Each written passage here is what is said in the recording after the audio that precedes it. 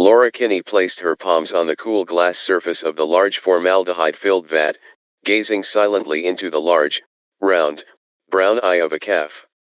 She knew that if she looked just past the animal, she would see it again, inverted, cross-sectioned, organs arranged neatly in the shell of half its own body. This was what passed as art now, a cut-up cow and its cut-up calf, call it mother and child divided and you're an instant success. I know, she said to the calf quietly. I know how you must feel. Quite a nice one, huh? A voice from beside her said. Laura looked to her new companion. A young man stood next to her, wearing nothing but oversized, over-pocketed cargo pants, and a black muscle shirt. She could see the swirls of a pretentious tattoo inked into an arm and shoulder. His ratty mohawk was tied back. I like this one over here. He pointed to 4 similar but smaller vats, within each was a single bull skull. Laura glanced at the sculpture and gave a dismissive nod. You know, the man continued.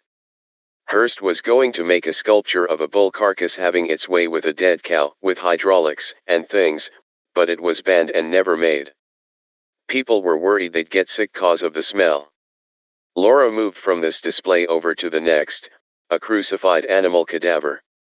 It was going to be called Too Fucking, Too Watching. How controversial. Laura deadpanned. She managed to stifle a sneer as the man once again sidled up to her side. He was making her feel uncomfortable, and only now did Laura realize that the exhibit room was empty, save for the 2 of them, and obscenely arranged carcasses. I'm Dakin, he introduced himself. She just stared at him, before turning towards the room's exit. It was then, that Dakin grabbed her by her fishnet-covered wrist. Laura froze, hands clenched into fists, head glaring over her should at the man. She could feel the ends of her adamantium claws poke temptingly at the surface of her skin, wanting to break through the flesh and lash out at the man. But no, she was not a mindless killer, she was in control, she was better than that. Let me go, the girl warned in a low voice, fists just clenching tighter. Dakin grinned wolfishly. I don't think I'll be doing that. I'm warning you, Laura informed him. A shadow fell over them both, and they looked to see a solidly built security guard towering over them both. Is there a problem here? Not at all, sir, Dakin assured him, eyes adverting back to Laura. Right, sweets. The young woman growled. Well, the museum is closed. A familiar sound of claws unsheathing, and of slashed skin, the sounds, sight, and smell of arterial spray, with a gurgle of the guard as he fell to the floor in a hapless pile, Dakin's bony claws dripping with rivulets of blood, face spattered in flecks of red. Laura let out a guttural, inhuman growl, no longer keeping her claws at bay. With her free hand, she lashed at Dakin, who bent back at the middle, tossing Laura over and behind him. She hit a pedestal showcasing a diamond-encrusted skull, and rose to her feet, glaring at her opponent. He had claws like her, like Logan. Who are you? The young woman demanded. He said stay away from Dad, but didn't say anything about you. Dad? Wolverine's your. She didn't have time to finish her sentence, dodging another attack from the man. She danced past him, pivoting to meet his back, slashing downward from each shoulder blade to his middle. Then slammed the hard rubber of her combat boot against his spine. Dakin stumbled forward before walking up the wall and flipping back to face her. Right. And that makes us family, sister dear, he taunted. What do you want with me? Laura asked, her metal claws clashing against Dakin's claws of bone. I can think of a few things, answered Dakin, smirking at her past the tangle of claws. Laura snarled, twisting her wrist to the side, effectively severing Dakin's claws into separate pieces. She backpedaled out of range while he cringed in pain. Laura regarded with little interest that the bones were already reforming. What were you expecting, Dakin? It was Laura's turn to taunt now. That I would curl up like a good girl and just be beaten? You said you weren't allowed to go after him, were you expecting me to go after him for you? She punctured the question with a kick to his lower jaw, foot claw protruding from the steel toes of her boot. It sliced through his cheek and down to the jawbone, flecks of flesh and blood arching from the claw. Expecting to make your own little pack of killers. Laura moved to stab Dakin when she fell off balance, and Dakin was no longer where he once was. Wah! She caught herself, heel digging into the polished hardwood floor, ears listening, muscles taut and ready. He was still here, she could smell him and hear the movement of his muscles rippling and working under his flesh, but she could not see him.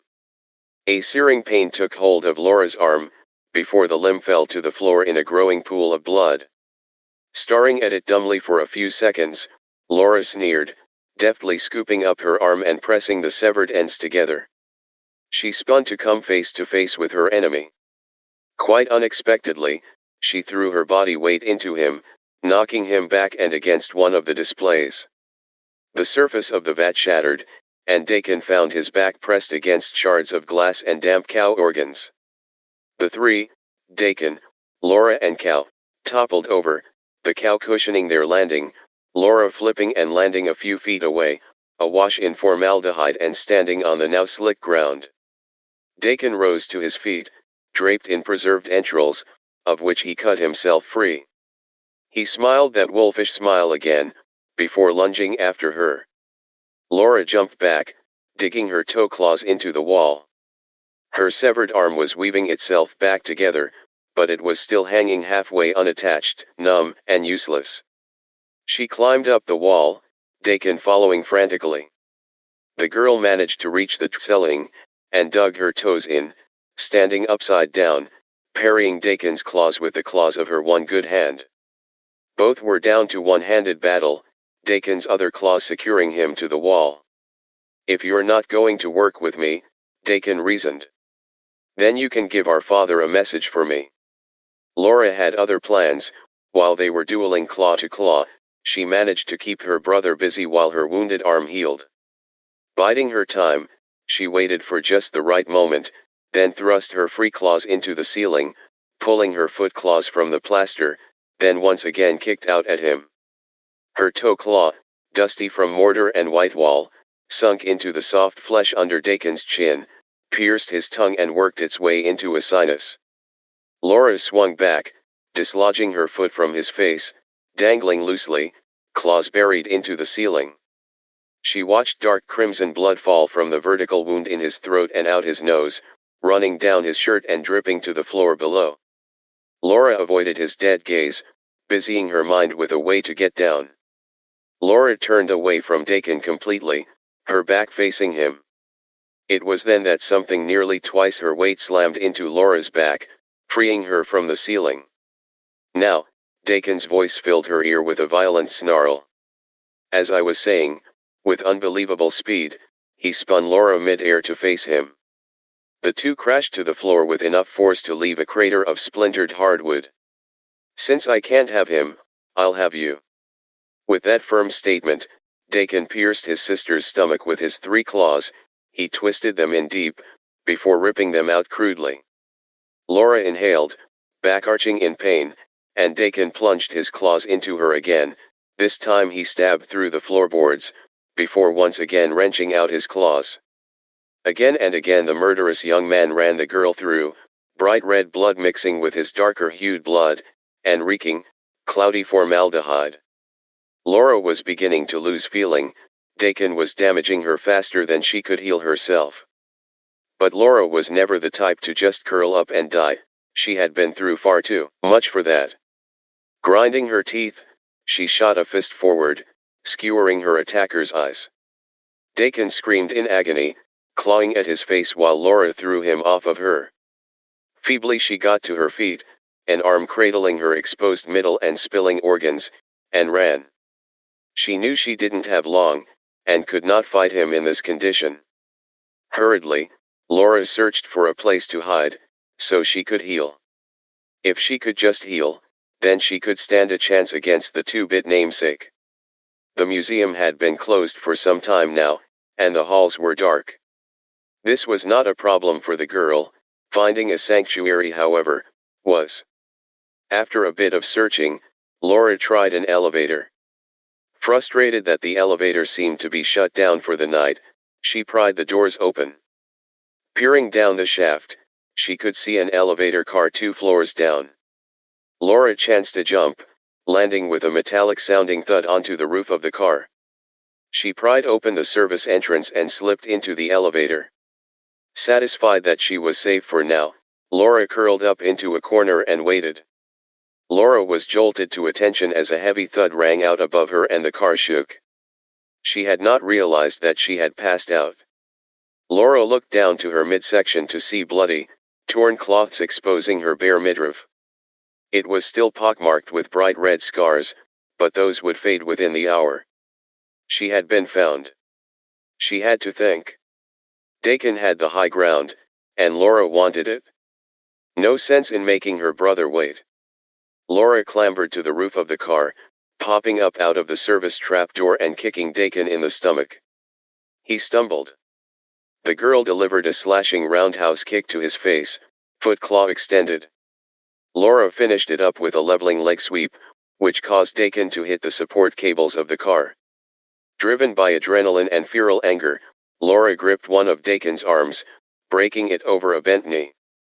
He howled in both pain and excitement while Laura smashed the other arm, pushing them back both at once to dislocate them from their shoulder joints.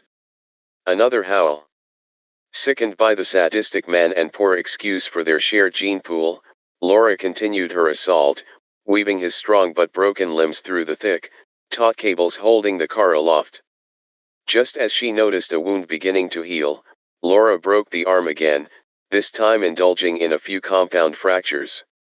She couldn't hide her own dark smile when she saw the splinters of bloody bone piercing through Dakin's open flesh. Finally satisfied with her work, Laura's green-brown eyes focused on Dakin's. Her gaze was cold and emotionless. Stern. You said you met Wolverine. I assume he tried to reach you. Reason with you. Dakin's dislocated shoulder shifted and Laura moved automatically, skewering it. I'm not going to bother with that, she informed him. You said he forbade you from confront Wolverine, Laura continued, slowly circling the bound young killer. He must be your master. Snicked. For a mere millisecond, Dakin felt a pain at the base of his skull, then numbness, nothing. I know you can still